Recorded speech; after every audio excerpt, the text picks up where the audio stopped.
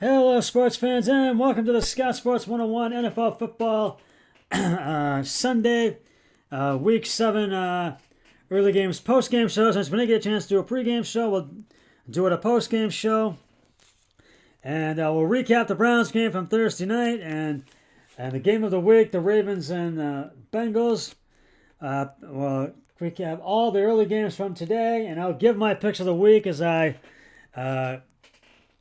announce the final scores, and we'll go over all that. But first, here is today's Scott Sports 101 NFL Football Sunday Week 7 trivia question. It's a Baltimore Ravens trivia question. Which Baltimore QB was the youngest quarterback in NFL history to start a playoff game? I will have the answer later in the podcast. Well, it is Week 7 of the NFL. We've had some great early game action today. But before we get to that, we are going to recap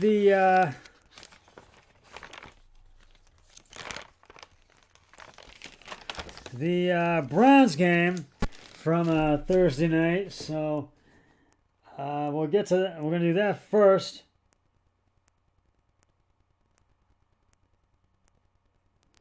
The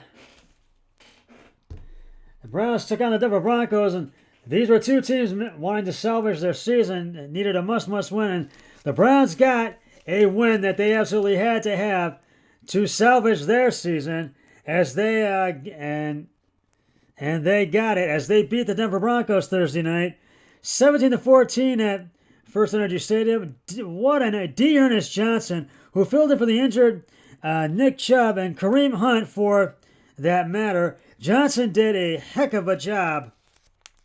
Johnson was too much for the Denver Broncos all night long, and certainly on the last drive of the game.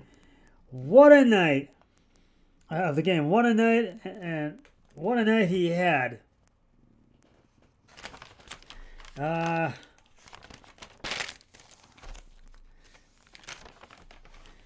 He stepped in, and he gave the Browns an amazing performance. One to remember: 146 yards rushing, and a touchdown. But it was the last drive of the game when Denver had cut the lead margin down to 3, and the Browns needed possession, if not points. D'Ernest Johnson ran them down the field and would not be denied. There were not wide open runs. These were muscle runs where he took Bronco tacklers to the first down and down stick and beyond it, each time to keep the Browns on the field. He is hero number 1. Hero number 2 is Case Keenum, the old pro who at age 33, at 33 years of age, stepped in for the injured Baker Mayfield and won the game. He operated the Browns offense flawlessly, using 10 different receivers to throw for 199 yards and a quick touchdown pass to Johnny Stanton that gave the Browns a 10-point lead. Overall, he just smoothly ran Kevin Stefanski's system, which of course he knows well from his year in Minnesota with the Vikings when Stefanski was his quarterback's coach. The Browns got a shot in the arm late Thursday afternoon when it was announced that Jarvis Landry was ready to go. In a badly needed win, he gave them 5 gutsy catches. And he is the motor that makes the Browns offense move. Anytime they start to wheeze and sputter, they slant to Landry, and he really gets the job done. Landry might have nicked up that leg again late in the game. Unfortunately, remember, he is just back from a sprained MCL, but he was sensational in the ballgame to help the Browns carry through and get the win. As for the Browns defense, They came up with a turnover when John Johnson III picked off Teddy Bridgewater in the end zone early in the second quarter. They only gave up a couple of touchdowns and held serve, playing so much better than they had in the past 2 weeks. Overall, the Browns are now 4-3. Their 2-game losing streak is behind them and beyond them, and they get time, which is a most precious thing for them, to heal and hopefully get some of our players back. Then a week from Sunday, next Sunday, the Browns finally get into the AFC North, their first division game, when they will take on the Pittsburgh Steelers on Halloween, no less. Why, what a Thursday night for Dearness Johnson. From a kid who worked out of a fishing boat to get back to football to star in a nationally televised game. And that basically was it. And my game balls for that one went to Case Keenum, Deion Johnson, and Austin Hooper. Boy, what a game that was Thursday night. Now to get to today's games that went fine, that have now become final scores.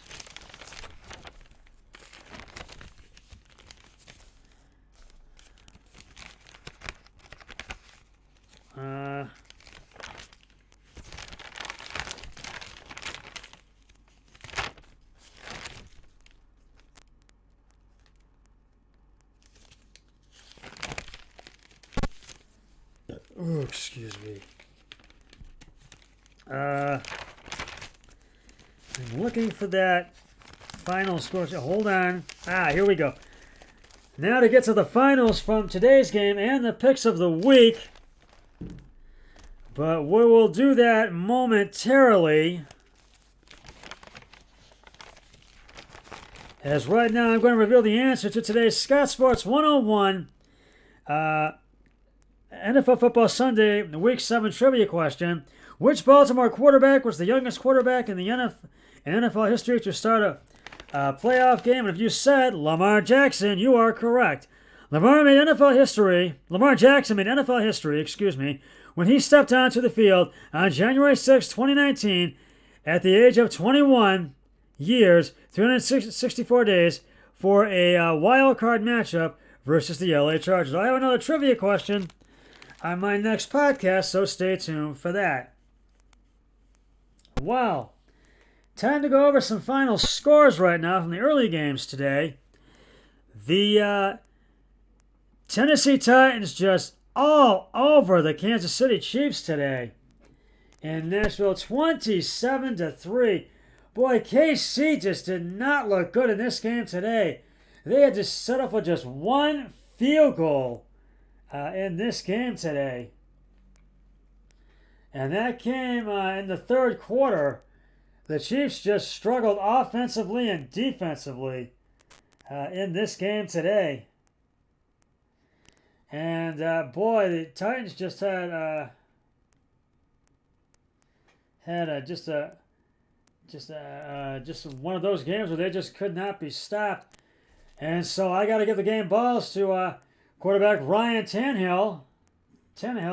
21 of 27 carries and attempts, 270 yards, 1 touchdown, 1 interception. Derrick Henry, 29 attempts, 86 yards, and I think it's A.J. Brown, and it is A.J. Brown. 8 receptions, 1 touchdown, 133 yards. But it just was all KC in that game today. Because it's all Tennessee in this game today. Because Tennessee just could not be stopped. And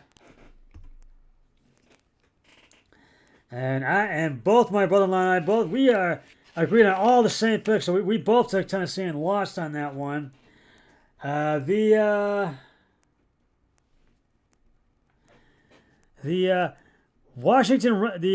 Green Bay Packers beat the Washington Redskins. Who Washington looked early on, but they just couldn't get over that hurdle to get the victory, and they struggled. And the Packers beat them at legendary Lambeau Field in Green Bay, Wisconsin, 24-10.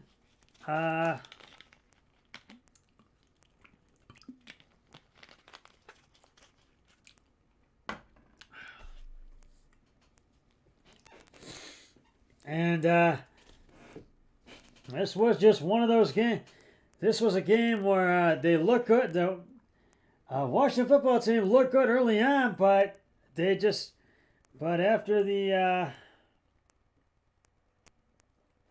they looked good. They had scored the first touchdown in the second quarter, and then had to settle for a field goal in the fourth. They just collapsed after that first touchdown, and the Packers just were unstoppable throughout the whole game. So I got to give the game balls to Aaron Rodgers, 27 of 35 carries and attempts, 274 yards, 3 touchdowns, 0 and no interceptions. Aaron Jones, 19 yards and 6 attempts. attempts, and I think it's Devontae Adams. 6 receptions, 76 yards, 1 touchdown. So it was the day for Green Bay today. In the game of the week that the media had picked, the Cincinnati Bengals smoked the Baltimore Ravens in Baltimore on the road, 41-17 today. Boy, this was a game where the Bengals just could not be stopped, and they just had a day. And the Ravens just Eric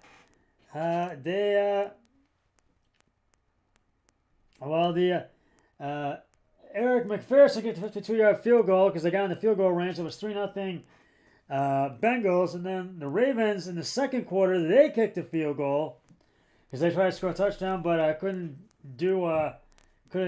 score one. And it was Tucker's 45-yard field goal attempt was good. Was tied at 3. Then the Bengals scored a touchdown. Joe Burrow passed deep middle to Uzomah for a 55-yard touchdown. The extra point was good. It was in 10-3. And then the Ravens scored a touchdown. Tom Cullen or Travis Cullen reported as eligible, and he scored a 1-yard touchdown. The Tucker's extra point was good, and it was tied at 10. The Bengals tried to score a touchdown before the end of the second half. Before the end of the first half, excuse me. And McPherson kicked a 30-yard field goal attempt. It was good, and it was 13-10 at the half. Lamar Jackson passed deep right to Marquise Brown for a 39-yard touchdown. Tucker's extra point is good, and it was 17-13. And then Joe Burrow passed deep right to Uzomah for a 32-yard TD. McPherson's extra point is good. It was 20-17.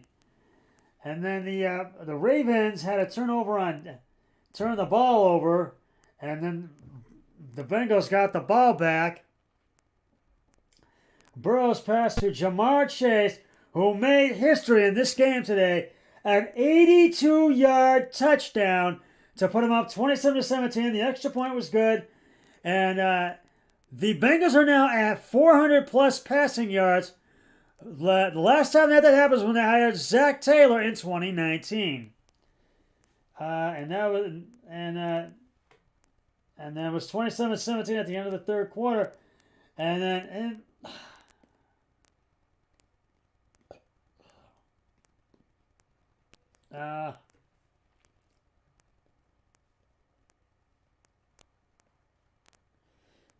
there we go. And in the fourth, and it was, and it,